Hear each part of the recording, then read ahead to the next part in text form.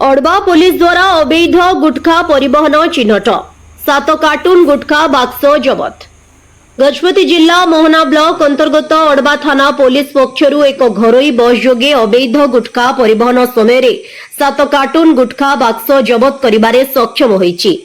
अड़बा छकठारे police पक्षरु जानवाहन जांच समय अड़बा police Kamdhenu नामक एक घरोई बस रे गुटखा बेआईन परिवहन चिन्हट करिथिला, जहाकी बसटी ब्रह्मपुर उमरकोट अभिमुखे यात्रा करुथुला।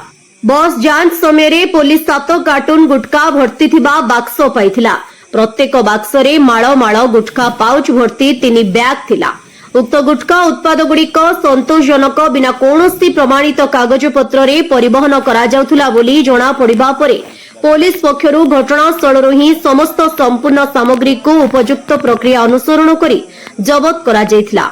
ए संपर्क रे अड़बा पीएस मामला नंबर 183/2026 पंजीकृत करा जायछि एवं तदंत आरंभ करा जायछि। जबत गुटखार क्रयर उत्स मालिकाना उद्दिष्ट ग्रहिता गंतव्य स्थल परिवहन कागजपत्र एवं अन्य व्यक्तिंक संपृक्ति जांच करा जाउछि।